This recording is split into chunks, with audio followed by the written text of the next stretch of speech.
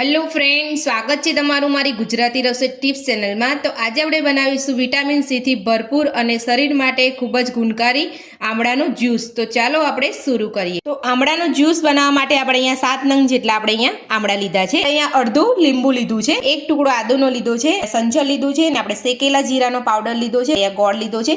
ગોળની જગ્યા પર તમે ખાંડ યા તો તમે અહીંયા મધનો ઉપયોગ પણ કરી શકો છો। અને થોડા આપણે ફુદીનાના પાન લીધા છે અને આપણે અહીંયા 10 થી 12 નંગ જેટલા મીઠા લીમડાના પાન લીધા છે। મીઠા લીમડાના પાન પણ સ્કિન અને વાળ માટે ખૂબ જ ફાયદાકારક હોય છે। તો ચલો આપણે આમળાનું જ્યુસ બનાવવાનું શરૂ કરીએ। તો સૌથી પહેલા આપણે અહીંયા આમળાને ધોઈ લીધેલા છે અને ફુદીનાના પાન અને જે મીઠા લીમડાના પાન છે એ બધું જ આપણે અહીંયા સૌથી પહેલા આપણે બધું ધોઈ અને તૈયારી કરી રાખેલી છે। તો સૌથી પહેલા આપણે આમળાને કાપી લઈશું। તો આ રીતે આપણે અહીંયા આમળાને કાપી લેવાના છે।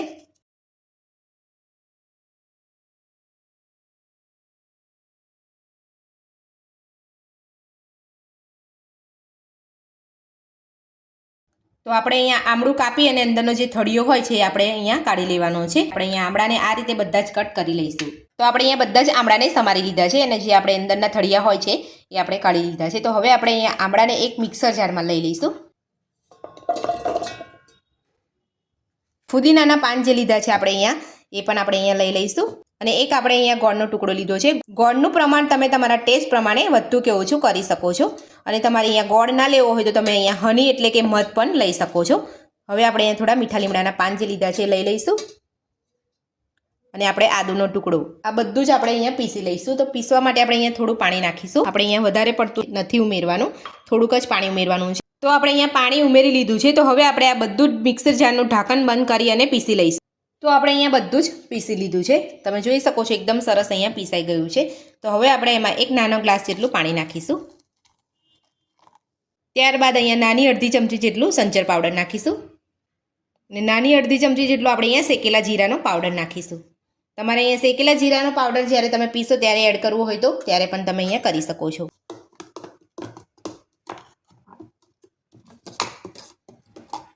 બધું જ આપણે આ રીતે મિક્સ કરી લઈશું। આપણે અહીંયા બધું મિક્સ કરી લીધું છે। તો હવે આપણે અહીંયા જ્યુસને ગાળી લઈશું। આપણે અહીંયા એક ગાળણી મૂકી છે અને એક બાઉલ લીધો છે, એની અંદર આપણે જ્યુસને ગાળી લેવાનું છે। આમળા છે બરાબર પીસાયા ના હોય તો તમારે અહીંયા થોડું પાણી નાખીને ફરીથી પીસી લેવાના છે।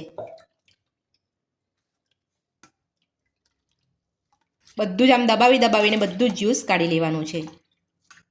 તો આપણા આમળા અહીંયા જે સરસ પીસાઈ ગયા છે એક જ વારમાં। તમારે અહીંયા આની અંદર પાછું થોડું પાણી નાખી અને ફરીથી તમારે અહીંયા બધું જ લઈ લેવાનું છે। એટલે તો આમળાની અંદરનો જે બધો રસ છે એ બધો જ અહીંયા નીકળી જશે।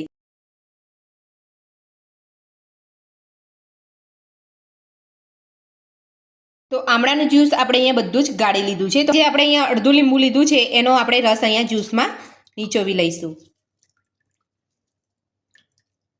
તો આ રીતે તમારે અહીંયા અડધું લીંબુ લઈ લેવાનું છે। તો તમારો જ્યુસ પણ તમને સરસ ટેસ્ટી લાગશે અને તમે અહીંયા પી શકશો અને આમળા જે છે એ તમને કડવા પણ નહીં લાગે।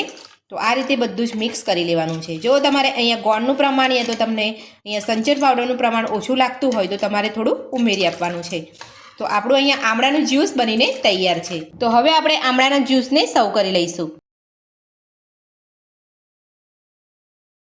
તો આમળાના જ્યુસને આપણે અહીંયા સર્વ કરી લીધું છે। તો હવે આપણે એમાં થોડા બરફના ટુકડા નાખીશું।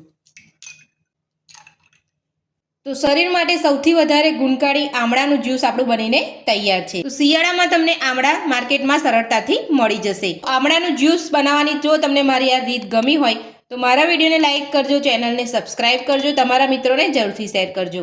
Thank you.